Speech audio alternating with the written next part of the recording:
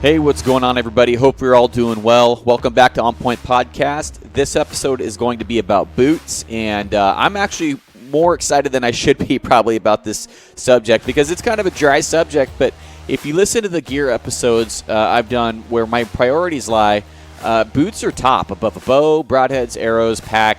Pretty much they are the most important part of my gear for hunting in rough terrain, long distances, backcountry, and if you don't have boots, a good boot that doesn't tear up your feet, you're going to not hunt as hard, as farther, or as long as you want. So boots are like wheels on your truck. I mean, you have to have them. So basically, we talked with Brandon from Baker Boots out of Eugene, Oregon.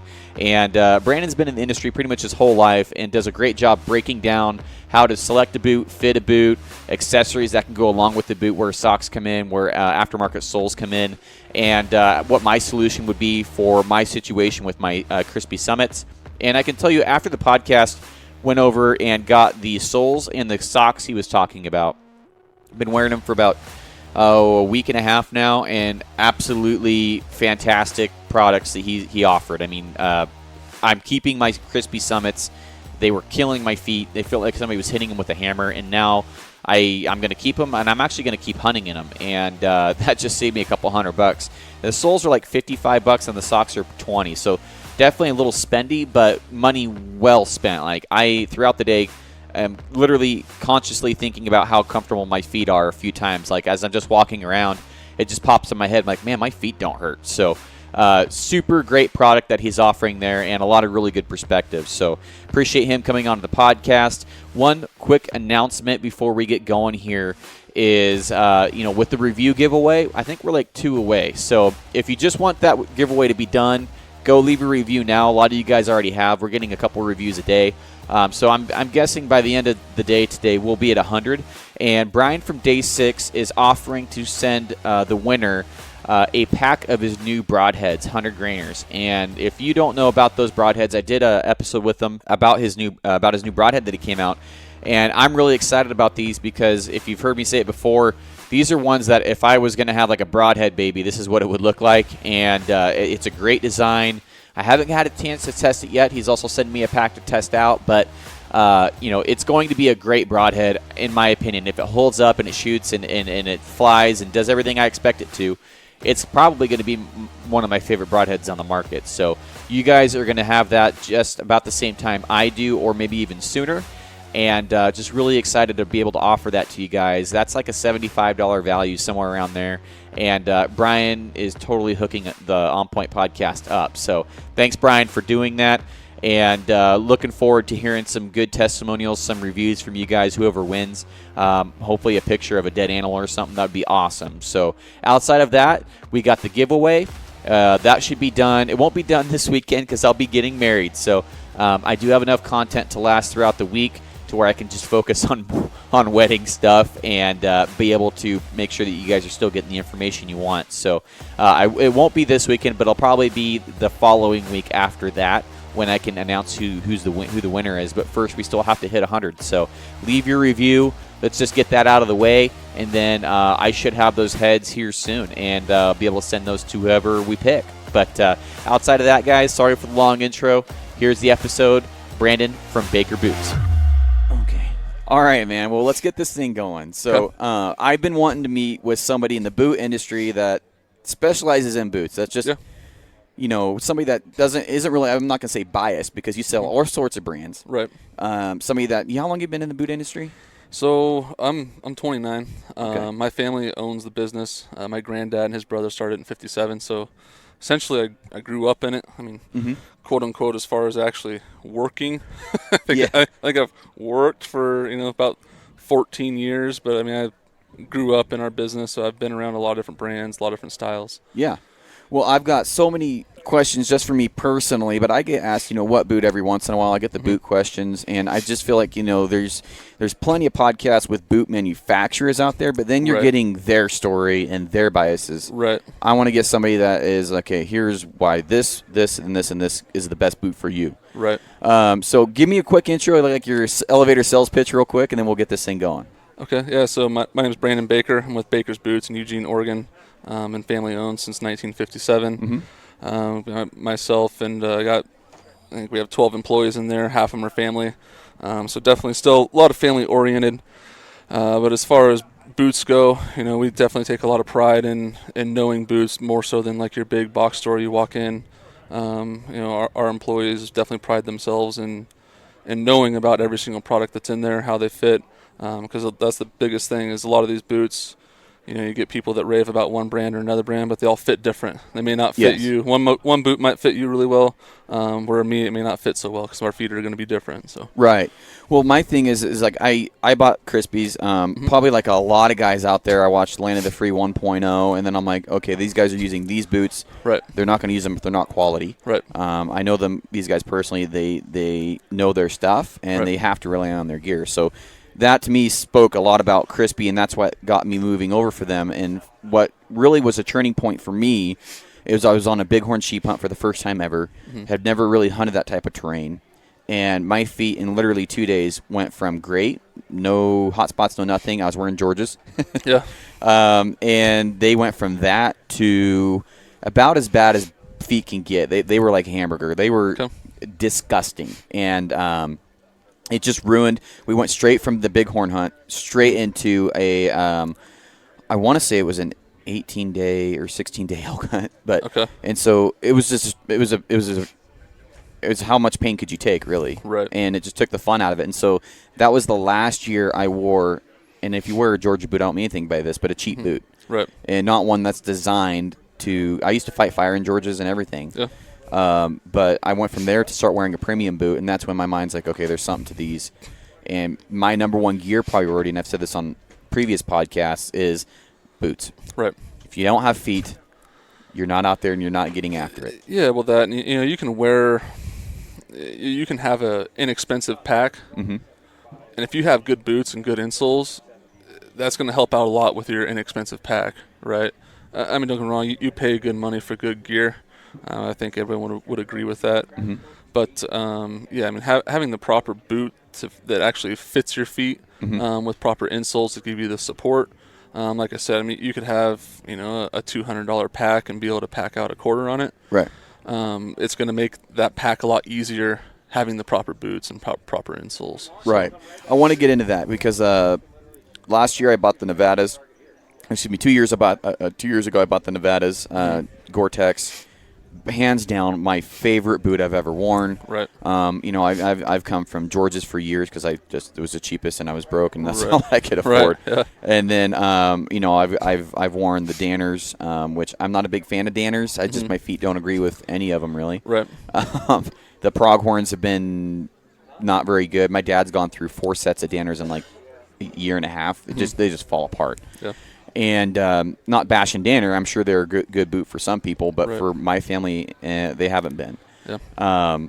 And so where I want to start here is I want to start from basically if I'm a customer coming into your shop, which I was yesterday. Dustin was hooking me up with foot sizings and analyzing. I told my walk like an idiot, and I stand flat-footed and stuff. So he was trying to figure out what would be best for me, and so growing up as a kid, you always use the thumb rule. There's that guy at Foot Locker. Right. And I'm like, I don't know how accurate this is or how proper that is, but put your toe in the bottom and wiggle it, and if it comes to the end of the shoe, then you're good.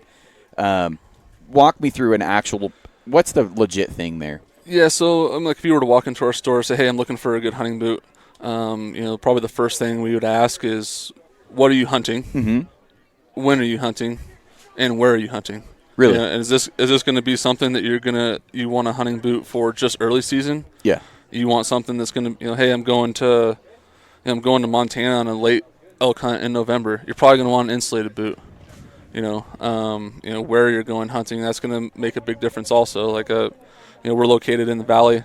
Myself, I hunt kind of all over the state, so I have a pair of insulated boots that I wear in late season blacktail. But primarily, I'm wearing a non-insulated boot. My feet get pretty warm. But because I hunt in all different types of terrain, I wear something with a little bit more support. But if you're like, hey, I want something that's pretty flexible. I don't need something that's really tall. I don't need something insulated. We usually can get you narrowed down to 2 or 3 different styles to show you to try on and get you fit properly, and have you try on some different brands because, like I said, they will all fit differently. But yeah, and that's usually what we do. So you come in, we're going to ask you a lot of questions, but in that, what's going through our mind is, okay, you can cross this one off the list, cross this boot off the list, or we can narrow it down instead to 2 to 5 pair essentially for you to try on that would work for you. Okay. So when I was getting my first purchase a couple of years ago of a nicer boot, they were asking me, how heavy of a pack. Right. What does the boot role play in the amount of weight you're packing? Yeah, so it plays a little bit of a role. Personally, I think that insoles are a little bit more important as far as that goes with the pack, because you might want something that's a lot more flexible. Having a more flexible boot is going to put a lot more pressure on your feet when you do have a heavy pack on. But you can kind of offset that with having good insoles in there that can give you good arch support to keep your feet from collapsing. The nice thing for us is we have boots that cover all those spectrums, right? So you have something that's like a tennis shoe fit, something that's more like a ski boot, right? And then kind of everything in between. But yeah, I think for me personally, I like a 3/4 shank. Crispy calls it their flex system. It's just the stiffness, and as far as like the internal portion of the boot, that's what's going to be making that boot stiff. I said I like a 3/4 shank with Crispy. It's like a 3 or 4 flex is what they call theirs. Essentially, it's going to be stiff to like the ball of the foot, but you get the flexibility in the toe, which is nice. So that suits me best, and there's other people, they want a boot that's super stiff. The nice thing about going a boot that has some support, like we're out here at Hoodoo today, it's pretty steep terrain. You put your toe into the hill, it's just going to lift you right up. So the boot's doing the work versus your feet doing the work. So it's going to save a lot on foot fatigue just having a boot like that. A stiffer sole. A stiffer boot, right. That makes sense. Right, and I said you get that with some insoles in there that are giving you the proper support. At the end of the day, you were telling me earlier, you're 6 to 8 miles in, your feet were killing you. Yeah. When you walk in that far or hike in that far, whatever you're going to be doing, backpacking, even like on horseback, you ride a horse in there and then get off horseback and you're walking around, hunting for even 3 or 4 miles in some nasty country, your feet can be killing you with a 30, 40-pound pack on your back. So right. Well, he was the gentleman that was helping me fit. He's like, you need a stiffer. I think he's like, you need a stiffer boot because you're packing more weight. And so he was like telling me like that was playing a role in it. And I'm like, I don't understand that. Right. From your experience, would you make a decision, or would that lead you towards a customer? Would that statement seem accurate? Because you're a boot guy, so I'm going to trust you. Yeah, honestly, it's kind of one of those yes and no answers because everyone's different, like I said. So having a stiffer boot, it does make a big difference having weight on your back. But at the same time, you may not want a stiffer boot, right? That's just kind of what it boils down to is everyone's feet are different. Everyone's preferences are different. Okay. You might get a pair of like the Kenetrek Mountain Extremes. They're pretty stiff. You might hate them. Okay. And then you might get into something else like Crispy Nevada you said you really liked. Yes. It's not going to be as stiff of a boot as the Kenetrek Mountain Extreme.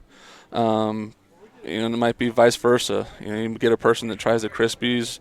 Hey, I got these boots. Everyone's raving about them. I didn't like them. They killed my feet. They get into a Kenetrek Mountain Extreme. They fit them. Love them. Good to go. Yeah. Like these Summit. I'm currently wearing the Summits, and those are the ones that are just hammers on the bottom of my feet. Right. And I bought them because originally in the store they felt pretty comfortable, but when you stand for a while or you walk around for a few miles, even on easy ground, you start feeling the ache. Right. And so, but I've talked to other guys that's their favorite boot. And so it's kind of like you said, it's kind of like a bow. You need to go shoot a bunch of bows and figure out what's best for you. And now for actual sizing, how far do you want your toe from the edge of the boot on average? Yeah, roughly it's going to be – it's hard to tell on some of those boots where your toe is actually at. What I tell a lot of people is when you have the boots on, they're laced up, your heel's all the way to the back. If you stand up and you just tap one of your boots down, right? If your toe just touches the end, that's what you want. Really? If your toe's crammed up against the end, they're going to be a little too short. If they don't touch, they're too big. We measure just about everyone that comes in our store. We have it's called a Brannock Device. It's pretty old school. I mean, there's a lot of technology out there now. You can stand on this machine, tell you what size you are. Yeah. We don't do that. This is like the scale one where you push it in. Exactly. Yeah. I mean, it's pretty old school, but at the same time, it's definitely a very good starting point. Yeah. In most cases, we put you on that Brannock. Very rarely are we going to pull multiple boots in multiple sizes. We can usually get your size down. Every brand runs a little bit different size-wise. But, if you stand on that and you're a size 10, you're probably going to be a 10 or 10.5, but you do not want to go with a 9.5 because it's going to be too short. Okay, that makes sense. So at what point do, so if I say I'm going to be hunting a early season antelope, what would be your suggestion on average? What's a good lightweight boot versus I'm hunting Rocky Mountain goats in Alaska kind of thing? Right. There's obviously two different needs there. What are some of the best sellers for those opposite ends of the spectrum there? Yeah, you want how tall a boot are you thinking? Well, I like ankle support because I roll my ankles all the time. Okay. So these ones are just barely long enough, but I like the 8-inch. Okay. Yeah, so something around there that's pretty lightweight. You want flexible or more support? I like more support. More support. Okay. And I like a stiffer sole for the mountains. Yeah. I would go, right off the top of my head, crispy Idaho would be a good option. It's a little bit taller. It's technically a 10-inch boot, but they're going to breathe very well. They do have support. That'd be a good option. You could even go with like a Kenetrek Mountain Extreme, non-insulated, waterproof. Again, that's going to be a 10-inch boot. They have one called the Hard Scrabble Hiker. It's more like a 7-inch, so it might be just a hair under. That'd be cool. What you're looking for. Yeah. Support-wise, it's going to give you more support than your Summits that you're wearing now. But it's that same EVA midsole, that platform there. It's going to cut back the weight quite a bit. Yeah. And give you a little bit of extra cushion. Yeah. Loa, they have, our number one boot we sell is the Loa Renegade. It's kind of like a tennis shoe hiker, essentially. It's only 6 inches tall, so it might be a little short for you, but that's a great early season boot. It is waterproof. They make one that's non-waterproof. It's going to breathe a little bit better. But weight-wise, that one's pretty lightweight. The Crispy Summit, like you're wearing, it would be a good option. It's definitely more of like a 7-inch height. But yeah, there's plenty of options out there that are going to be kind of in that realm. Like I said, if you were to come in and say that's what you're looking for, my go-tos would be the Idaho, probably the Summit, and then I would probably pull you, a Loa Renegade, and either the Kenetrek Hard Scrabble Hiker and or that Mountain Extreme, just to kind of give you some different options to put on your feet and see how they feel. That makes sense. And you're starting to get into waterproof here, and I really am dying to get your opinion on waterproof. I talked to a friend who's in the business of boots, and he says a lot of like the Danners and stuff, they can't compete with the out of like Crispies, right? Because for waterproof, because the type of glue that they're restricted to using isn't as good as the glue that, say, a Crispy is allowed to use. Can you speak to any of that, or do you have any experience with that? It's actually not necessarily the glue. Yeah. It's the construction of the Gore-Tex bootie itself. Oh, really? So, a lot of these companies, Gore's are going to be the main one. Kenetrek uses Wintex, just kind of their version of Gore-Tex. And a lot of American companies, it's just the way they've built them for, 50 plus years. Essentially what they do is Gore-Tex is like a sheet of paper, right? And they cut out 2 socks, they sew them together, and then they tape them with Gore-Tex tape. But there's always a seam that you're walking on, right? And yes, they're still waterproof because they're taped with Gore-Tex tape, but that friction on that seam, usually, you get a small tear, probably won't even be able to see it. Next thing you know, your boots leak. And it's just the friction from walking on that seam. Something that you can't even see. Exactly. And a lot of these European companies, Crispy, Kenetrek, Loa, Zamberlin, all the top ones. Right. A lot of those companies, they still use Gore-Tex, so it is the same material, but it's just the way they actually construct their bootie. A lot of them don't have any seams. They have the technology over there to wrap them around a last, which is going to give the footbed its shape.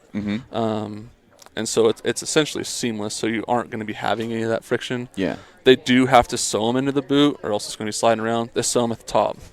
So that's a lot of why, these European manufacturers, why their waterproofing bootie is going to last you a little bit longer.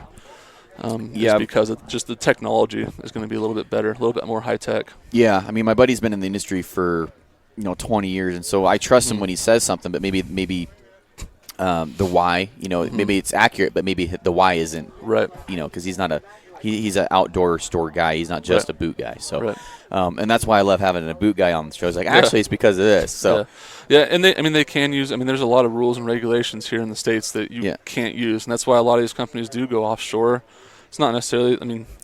The cost realistically is not that it's that much less to make it in China or Thailand or overseas, but it's that you can use certain glues and you can use.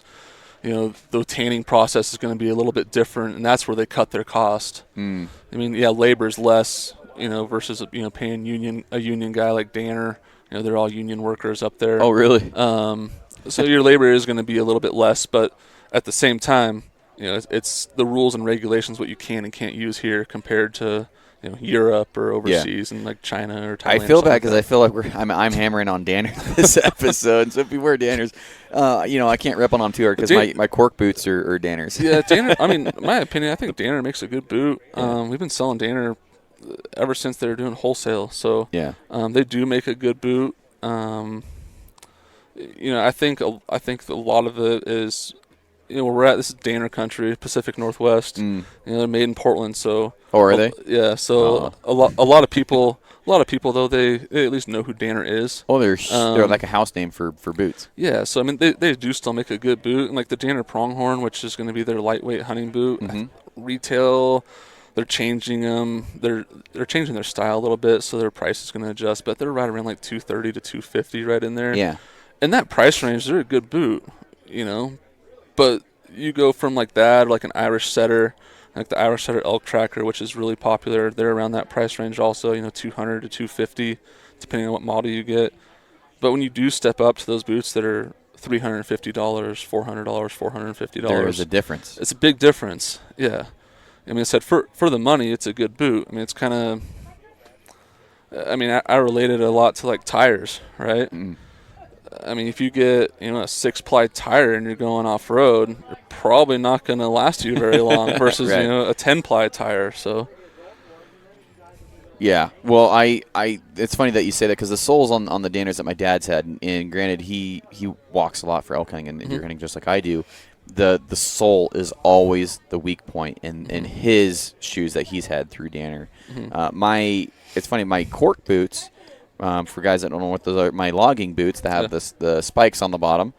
For the guys that aren't in Oregon, they're going on 4 years now. Okay. And I wear them quite often for my job, and they're still strong. They're still good. They're still in great shape, and they've held up really well. Right. And so, I don't have I'm trying to find a positive light for Danny here because I want to sound like a hater. Yeah. But, there are good boots. And for that price range, I think they are, you can't compare that to a Crispy right. and say it's apples and apples. Right. Because it's not. It's like comparing a Power Max to a, RX3. Right. It just doesn't make sense. Yeah. And my granddad, he knew Bill Danner directly. This before UPS and FedEx. He used to literally load up a Suburban and drive to Portland and load up Danners and then drive back and sell them in the store. So. Oh, really? Yeah. So he swears by Danner. And I look at him. I'm in Facebook groups and blogs and stuff. And I look at him on there just to see what people are talking about. And it's at the same time, not everyone can afford a $400 boot. No. If you can only afford a $200 boot, that's fine. There's plenty of boots out there for $200 to $250. That will serve your purpose, but I would definitely recommend getting some good insoles in them too, because that's going to make that $200 boot, $250 boot, make it seem like a $300 to $350 boot. Yeah, and you're getting into an area that I'm going to try not to get on a soapbox or get too upset here, but I don't understand when you spend $400 on a gosh darn pair of boots, why they don't put a premium insole in there. It just drives me insane. Like when Dustin was over there and I was telling him, like, dude, these summits hurt the shit out of my feet. I told him the whole story. Told him, some of it was probably my fault because of the way I walk. And he's like, take your boot off. And he's like, stand up for me. And he's like, and he went over there and he grabbed, we're talking about you. And he grabbed the sole thing. And he grabbed two. And the first one was like, this is comfortable. Wow, this is way comfortable. He's like, take that one out.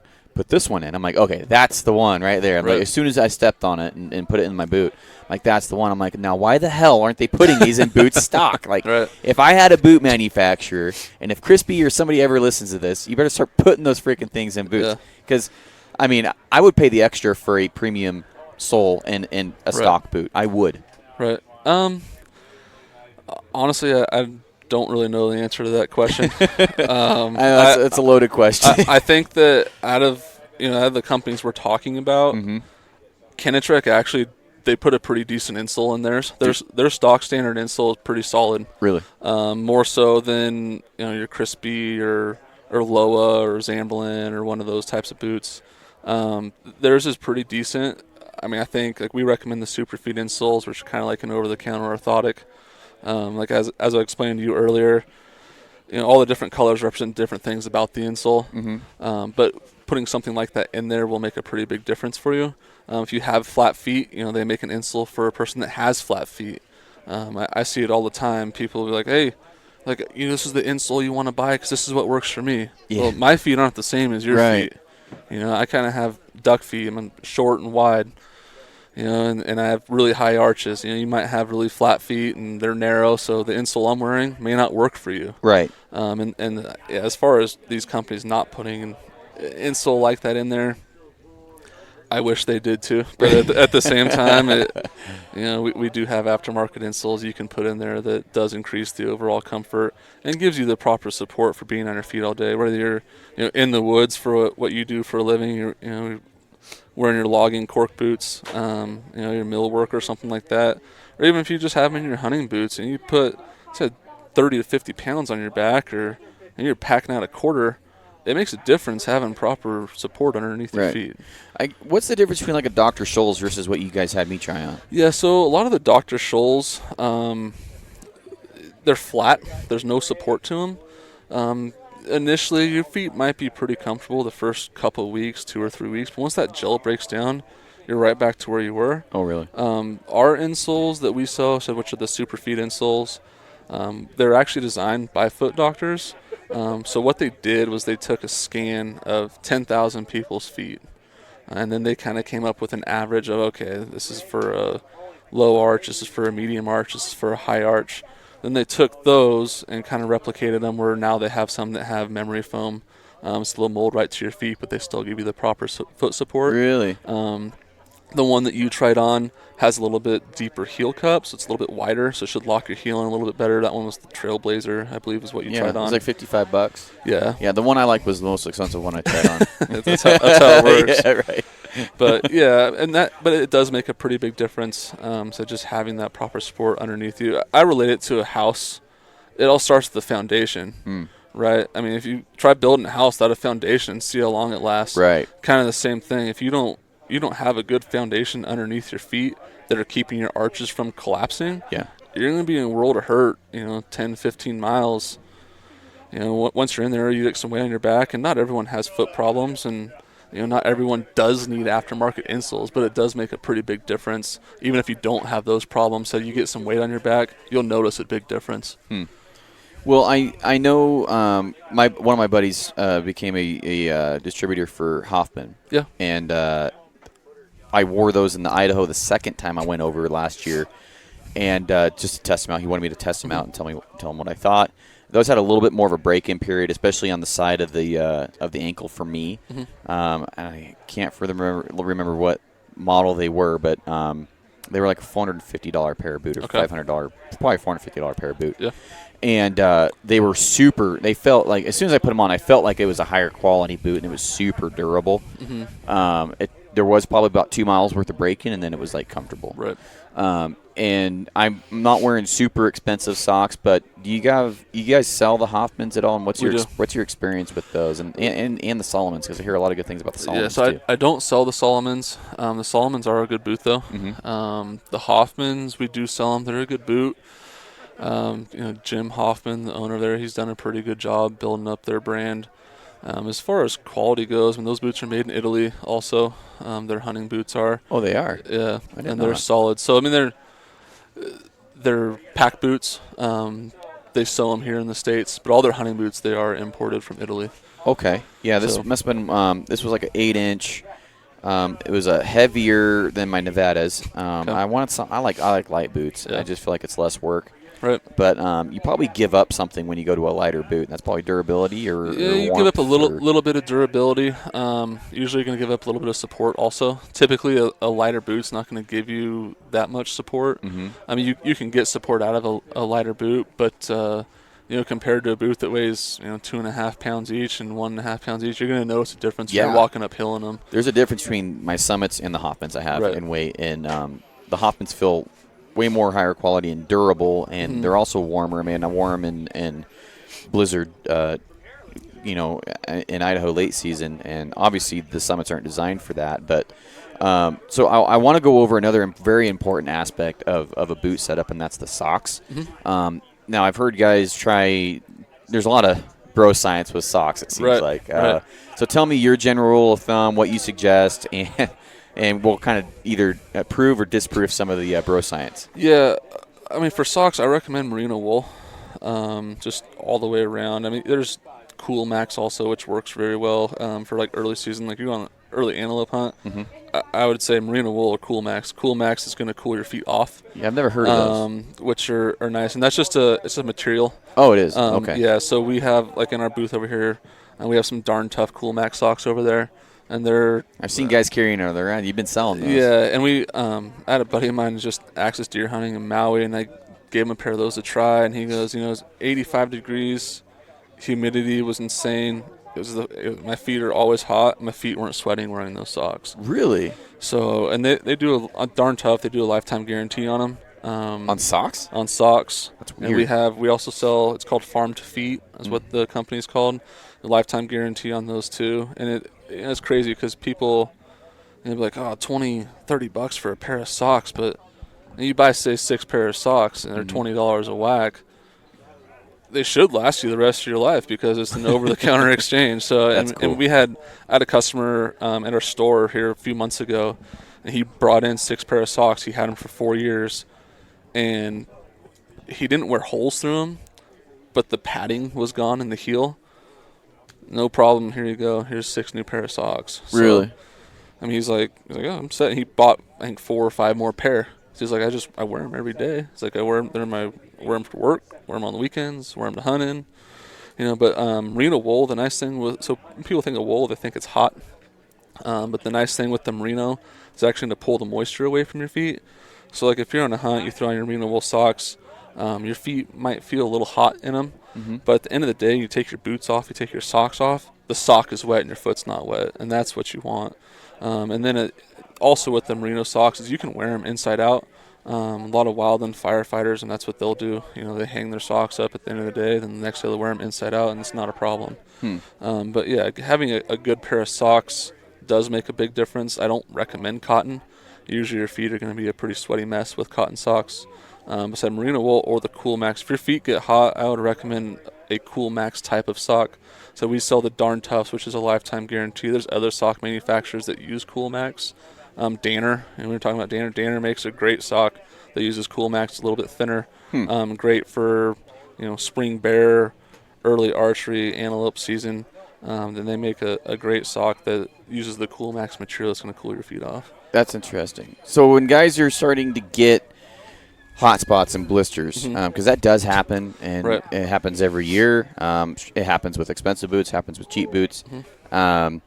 Some guys put 2 layers of socks on. Yeah. Is there any benefit to that, or is that bro science? You can double sock. If you double socks, it'll make your boots a lot tighter. I would recommend just like a thin liner sock, like a nylon spandex blend liner sock, something like that first, and then put your merino wool or your Cool Max sock over that, and that should help out with the blisters. And not everyone gets blisters, but a lot of times blisters are caused by your boots not fitting you correctly. Really? So you can get blisters, don't get me wrong, but I mean I see it all the time. A guy gets a boot that's a half size too big, and I mean, people ask me, "Well, do you want your boots to be a half size too big?" Well, you want your boots to fit you. Why would you want to? Get I hear that big? all the time. Yeah, you want them a little bit too big because when you put your sock on, I'm like, it doesn't sound right. I'm like, try your boots on with the socks you're gonna be wearing. And that's you want them to fit you, because if you get them too big or too small, you're gonna get blisters. Usually, when you get the hot spots, is when they're a little bit too small. Really, blisters are caused from typically when your boots are a little bit too big. So it's not 100% preventable for even boots that fit you, but at the same time, the chances of that happening are going to be a lot less. Having boots that actually fit your feet the right way and getting some good socks on. So a liner sock, that's what I would suggest. You can double sock, but that's going to make your boots a lot tighter. Now, another one I've heard is guys maybe that are hunting really cold climates, say some of the listeners in Michigan. Right. They wear a big boot because they puts more air between them and the foot and the boot and the climate, and they say that actually keeps your foot warmer. Have you heard of that? I don't. That just seems kind of bro sciencey to me too. Yeah. They're not walking around in it all day. They're just sitting there. Yeah, it's that. How people hunt is completely different across in the country. Like, whitetail hunters, for example, a lot of times they just wear a lacrosse rubber boot and hike up their tree stand, and they're hunting out of a tree stand. We're like out here in the Pacific Northwest, man. I hunt out of a blind, I hunt out of a tree stand a little bit too, but at the same time, like, I'm usually putting some miles on. Yeah. It may not be a lot, it might be 2 miles or 5 miles, but in most cases, like, I'm moving around. And so I think we just hunt a lot different out here than we do, Midwest and back east. And a lot of times too, they'll just wear a pack boot, rubber bottom, leather top, something to keep them super warm, because sitting there and it's minus 20 degrees, right. You don't want to get cold. Right. And typically, as far as like space between it, you're going to have a little bit of space in those types of boots, just the way that they're built. But yeah, I tell a lot of people, if you want to get warmth, you can always go warmer. You can't go colder, right? You can always wear. And we were talking about double socks. Double socks going to be warmer. You can get a non-insulated boot and essentially make it 200 to 400 grams pretty easily. You take the insole out. There's Superfeet, which we were talking about earlier. They make insulated insoles, like a merino wool insole. It's going to give you 200 grams. We sell a lot of wool felt insoles, which sell in like a lot of logging boots, logging corks. It's a 9mm wool felt insole, and they're like $8 to $10. You drop them in there, gives you 200 grams of insulation right there. Then you throw in a heavyweight wool sock. There's another 200 to 300 grams of insulation. Interesting. Okay. So you can always go warmer. You can't go colder. But again, it kind of depends on when you're hunting. If you're only hunting late season, you probably do want an insulated boot. Interesting. So. Yeah, because I've always thought, I'm like, well, because I've done the double sock before, and I'm always wondering, I'm like, am I causing friction between the socks, or am I kind of just being short-sighted here? Am I actually hurting myself? And I've just always wanted to actually figure that out, and I've never had any blisters from doing the two sock thing. Right. But so with the insulation and stuff, is there a general rule of thumb for temperature to insulation? What you need? It depends. Everyone's different. Everyone's different. So yeah. Like in our neck of the woods, 400 gram is going to be kind of your standard. Okay. A lot of these European companies, they use 200 gram, but it's Primaloft versus Thin Slit, which has been around forever. I've heard of the Thin Slit stuff, but I've never heard of the Primaloft. Yeah, so Primaloft it's very similar to down, and it's actually warmer. So 200 grams of Primaloft is really going to be at least 300 grams Thin Slit. So for people that have worn Thin Slit boots in the past, that's kind of what it's going to be compared to. And kind of another good rule of thumb is a medium weight merino wool sock is usually going to be about, a midweight's going to be about 150 grams. Heavyweight's going to be probably over 200 grams as far as equivalent to how warm that's going to be. That's cool. Well, I can't think of anything else that we need to cover, man. We went over a lot. Yeah. And for guys that have any questions, feel free to message me, and I can pass them on to Brandon. Or if they have questions for you, Brandon, you guys have an Instagram, or how can they get a hold of you? Our Instagram is it's Baker Boot, and we do have a Facebook page as well. Baker Shoes and Clothing. Do you ship to people and stuff? Yeah, we ship. So anything over $100 in lower 48, we do free ground shipping. Oh, wow. And then we do international shipping as well, but anything over $100, free ground shipping. You can always call. Our staff's all pretty knowledgeable.